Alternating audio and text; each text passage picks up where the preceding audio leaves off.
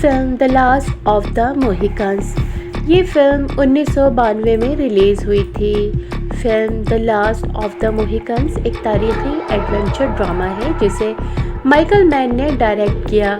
یہ film James فینیمور Cooper کے novel پر مبنی ہے جو 1826 میں شائع ہوا۔ کہانی 1757 کے دوران فرینچ اور انڈین وار کے پس منظر میں ہے جب برطانیہ اور فرانس امریکہ کی سرزمین پر اپنی کالونیاں پھیلانے کے لیے لڑ رہے تھے۔ یہ فلم عشق، قربانی، جنگ، تہذیبوں کے تصادم اور نسلوں کے خاتمے کی کہانی ہے۔ 1757 کا زمانہ ہے۔ شمالی امریکہ کی سرزمین پر فرینچ اور برطانوی سلطنتیں ایک دوسرے سے برسر پیکار ہیں۔ اس جنگ کو تاریخ میں فرینچ اینڈ انڈین وار کہا جاتا ہے کیونکہ اس جنگ میں یورپی طاقتوں کے ساتھ ساتھ مقامی امریکی قبائل بھی مختلف طرفداریوں میں شریک تھے۔ فرانس کے ساتھ کچھ قبائل تھے اور برطانیہ کے ساتھ کچھ۔ جنگلوں، ندیوں اور پہاڑوں سے بھری ہوئی یہ سرزمین اس وقت ایک آگ میں چل رہی تھی۔ موہیکن قبیلے کا سردار ایک بہادر اور دانش مند بزرگ جو اپنی قوم کی بقا کی جنگ لڑ رہا ہے۔ اس کا جوان بیٹا جسے قبیلے کی نسل کا آخری وارث مانا جاتا ہے وہ مضبوط، تیز رفتار اور ایک حقیقی جنگجو ہے۔ ایک سفید فام شخص جسے بچپن میں موہیکن قبیلے نے اپنا لیا تھا اب وہ ان کے ساتھ پل بڑھ کر ایک موہیکن کی طرح جنگلوں میں زندگی گزارتا ہے۔ وہ تیر اندازی، بندوق چلانے اور جنگل کے اصولوں میں ماہر ہے۔ یہ تینوں شکاری ہیں اور فلم کے ابتدائی مناظر میں ہرن کا شکار کرتے نظر آتے ہیں۔ شکار کے بعد وہ دعا کرتے ہیں، شکریہ ادا کرتے ہیں اور پھر جنگل کے راستوں پر روانہ ہو جاتے ہیں۔ یہاں یہ دکھایا جاتا ہے کہ ان کی زندگی فطرت کے ساتھ کتنی جڑی ہوئی ہے۔ اب کہانی کا رخ برطانوی فوج کی طرف مڑتا ہے۔ کرنل منرو ایک اہم قلعہ فورٹ ولیم ہنری میں تعینات ہیں۔ یہ قلعہ برطانویوں کے لیے بہت اہم ہے کیونکہ یہاں سے وہ فرانس کی پیش قدمی کو روک سکتے ہیں۔ برطانیہ اپنی کالونیوں کے باسیوں کو بھی جنگ میں شامل کرنا چاہتا ہے لیکن مقامی لوگ اپنے گھروں اور زمینوں کے تحفظ کو ترجیح دیتے ہیں۔ اسی دوران کرنل منرو کی بیٹیوں سے متعارف کروایا جاتا ہے۔ کورا منرو بڑی بیٹی مضبوط اعصاب والی، بہادر اور باوقار۔ ایلس منرو چھوٹی بیٹی نازک، حساس اور کمزور دل۔ یہ دونوں اپنے والد سے ملنے قلعے کی طرف سفر کرنے کا ارادہ کرتی ہیں۔ ان کے ساتھ برطانوی فوج کے کچھ سپاہی بھی ہیں تاکہ حفاظت میں کوئی کمی نہ ہو۔ ماگوا وہ ہورون قبیلے کا ایک جنگجو ہے لیکن بظاہر برطانوی فوج کا رہنما اور دوست بن کر آتا ہے۔ حقیقت میں اس کے دل میں انتقام کی آگ بھڑک رہی ہے۔ اس کی دشمنی براہ راست کرنل منرو سے ہے۔ ماضی میں برطانویوں کی ایک کارروائی میں اس کا قبیلہ اور خاندان تباہ ہوا تھا اور اب وہ موقع دیکھ کر انتقام لینا چاہتا ہے۔ ماگوا برطانوی فوجیوں کو یقین دلاتا ہے کہ وہ کرنل کی بیٹیوں کو صحیح سلامت قلعے تک لے جائے گا لیکن اندر ہی اندر وہ ایک خونی منصوبہ بنا چکا ہے۔ کرنل کی بیٹیاں، ماگوا اور چند فوجی جنگل کے راستے پر نکلتے ہیں۔ ابتدا میں سب کچھ پرسکون لگتا ہے لیکن جلد ہی منظر بدل جاتا ہے۔ جنگل کی خاموشی میں ایک خوف چھپا ہوا ہے۔ اچانک ہورون جنگجو حملہ کرتے ہیں۔ یہ ایک وحشیانہ اور خطرناک منظر ہے۔ درختوں کے پیچھے سے نیزے، کلہاڑیاں اور تیر نکلتے ہیں۔ برطانوی سپاہی گھبرا کر لڑنے کی کوشش کرتے ہیں مگر وہ مقامی جنگجوؤں کے طریقوں سے ناواقف ہیں۔ ماگوا موقع غنیمت جان کر اپنی حقیقت ظاہر کرتا ہے۔ وہ حملہ آوروں کی رہنمائی کرتا ہے۔ لڑائی کے دوران اچانک انکیس، ہاک آئی اور موہیکن قبیلے کے سردار چنگج گوک اچانک جنگل سے نمودار ہوتے ہیں۔ وہ حیران کن مہارت سے ہورون جنگجوؤں کا مقابلہ کرتے ہیں۔ ہاک آئی اپنی بندوق سے نشانہ لگاتا ہے، انکیس تیر اندازی میں اپنی مہارت دکھاتا ہے اور چنگج گوک اپنی کلہاڑی سے دشمنوں کو گراتا ہے۔ चंद लम्हों में जंग का पांसा पलट जाता है। कोरा और एलिस खौफजदा होकर एक दूसरे से लिपट जाती हैं, लेकिन वो देखती हैं कि उनके निजात दहिंदा कौन है। हाउक आई उनसे पहली बार बात करता है और कहता है कि वो महफूज हैं। इस वाक़े के बाद हाउक आई और उसके साथियों को अंदाज़ा हो जाता है कि जंगल अब बरतानवी फ़ौज या आम शहरियों के लिए महफूज नहीं रहा। वो कर्नल की बेटियों को किले तक पहुंचाने का जिम्मा लेते हैं। यहाँ से फिल्म की कहानी में एक नया मोड़ आता है। जंगल के अंदर सफ़र के दौरान हाउक आई और कोरा के दरमियान एक खामोश ताल्लुक़ बनना शुरू हो जाता है। कोरा देखती है कि शख्स ना सिर्फ एक जंगजू है बल्कि नरम दिल और ईमानदार भी है। दूसरी तरफ एलिस और अनकेस की निगाहों में भी एक खामोश सी कशिश जन्म लेती है। अनकेस, हाउक आई और चिंगजगुक अब कर्नल मनरो की बेटियों कोरा और एलिस को जंगल के रास्ते से किले की तरफ ले जा रहे हैं। किले में चंद बरतानवी फौजी भी बाकी बचे हैं जो पहले हमले से बच निकले थे। रास्ता कठिन है, हर तरफ घने दरख्त, नदी नाले और पथरीले रास्ते हैं। दुश्मन किसी भी लम्हे हमला कर सकता है। हाउक आई रास्ते में सबको मोहतात रहने का कहता है। वो जानता है कि जंगल में चलने का एक ख़ास तरीक़ा है। आवाज़ कम से कम हो, निशाना ना छोड़े जाए और दुश्मन की आंखों से छुपकर आगे बढ़ा जाए। कोरा देखती है कि हाउक आई किस तरह ज़मीन पर झुककर मिट्टी और पत्ते देखकर बता देता है कि करीब में कितने लोग गुजरे हैं। ये सब चीज़ें उसके लिए हैरान कुन है, क्योंकि वो अब तक सिर्फ फौजी दुनिया की तरतीब और कायदों को जानती थी। रास्ते में कई बार मागुआ के आदमियों के आसार मिलते हैं। एक मौके पर वो करीब आ जाते हैं और हाउक आई सबको एक गार में ले जाता है। वहाँ सब खामोश बैठ जाते हैं। बाहर दुश्मन के शोर सुनाई देते हैं, मगर वो आगे बढ़ जाते हैं। ये मंजर खौफ और सस्पेंस से भरा होता है। एलिस खौफ के मारे कांपती है, लेकिन अनकेस उसे तसल्ली देता है। कोरा अपनी छोटी बहन को गले से लगाए रखती है। हाउक आई अपनी बंदूक संभाले हर आवाज़ पर कान धरता है। कुछ लम्हे ऐसे लगते हैं जिससे मौत बिल्कुल करीब आ चुकी है, मगर किस्मत से दुश्मन आगे निकल जाता है। कई दिन के सफ़र और दुश्वारियों के बाद काफिला बिलाखिर किले के करीब पहुंचता है, लेकिन यहाँ वो एक भयानक मंजर देखते हैं कि किला दुश्मन के मुहासरे में है। फ्रांसीसी फ़ौज तोपों से गोलाबारी कर रही है और बरतानवी फ़ौज किले के अंदर फंस चुकी है। दूर से धुएं और आग के बादल उठ रहे हैं। तोपों की गड़गड़ाहट और चीखों पुकार सुनाई देती है। ये मंजर कोरा और एलिस को हिला देता है, मगर वो अपने वालिद से मिलने के लिए बेचैन है। हाउक आई किले के पिछले हिस्से से सबको अंदर ले जाने का मंसूबा बनाता है। रात के अंधेरे में वो एक खुफिया रास्ते से सबको किले में दाखिल कर देता है।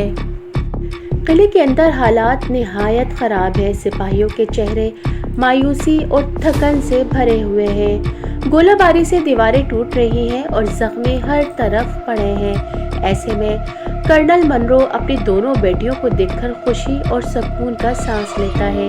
वो दोनों को गले से लगाता है। ये एक जज्बाती लम्हा है, लेकिन वो फौरन समझ जाता है कि हालात बहुत ख़तरनाक हैं। कोरा अपने वालिद से कहती है कि उन्हें और एलिस को यहाँ से निकल जाना चाहिए, मगर कर्नल कहता है ये मेरा फ़र्ज़ है कि मैं किले को बचाऊं, मैं अपनी जगह नहीं छोड़ सकता। किले में एक मीटिंग होती है जहाँ बरतानवी अफसरान और मकामी सेटलर्स इकट्ठे होते हैं। बरतानवी अफसरान चाहते हैं कि सेटलर्स अपनी ज़मीनें छोड़कर फ़ौज में शामिल हो, लेकिन लोग कहते हैं कि वो अपनी ज़मीन और घरों की हिफाजत करने के लिए लड़ना चाहते हैं, न कि बरतानिया के हुक्म पर कहीं और जाकर जंग करें। यहाँ हाउक आई खड़ा होकर खरी खरी बातें करता है। वो कहता है कि ये ज़मीन इन लोगों की है जो यहाँ बसते हैं। अगर उनकी ज़मीनों को जलाया गया या उनके ख़ानदानों को नुकसान पहुँचा तो जंग से पीछे हट जाएंगे। बरतानवी अफसरान को ये बात सख्त नागवार गुजरती है, लेकिन वो हाउक आई अपनी बात पर कायम रहता है। कोरा खामोशी से हाउक आई को देखती है। उसे अंदाज़ा होता है कि ये आदमी कितना सच्चा और दिलेर है। قلعے پر توپوں کی بارش جاری ہے، دن رات دھماکے گونجتے ہیں، کھانے پینے کی اشیاء کم ہو رہی ہیں، فوجی تھک چکے ہیں اور ہمت ٹوٹ رہی ہے۔ اس دوران ہاک آئی کو خبر ملتی ہے کہ قریب کے گاؤں پر حملہ ہونے والا ہے۔ وہ قلعے کے افسران سے اجازت مانگتا ہے کہ وہ اپنے لوگوں کو بچانے کے لیے باہر جا سکے، لیکن کرنل اور دوسرے افسر کہتے ہیں کہ کوئی بھی سپاہی یا شخص قلعہ نہیں چھوڑ سکتا۔ یہاں ہاک آئی ایک مشکل فیصلہ کرتا ہے۔ وہ اپنے ساتھیوں کے ساتھ قلعے سے نکلتا ہے تاکہ عام لوگوں کو بچا سکے، لیکن اس کا یہ عمل بغاوت کے مترادف سمجھا جاتا ہے۔ کرنل منرو کے حکم پر ہاک آئی کو گرفتار کر لیا جاتا ہے۔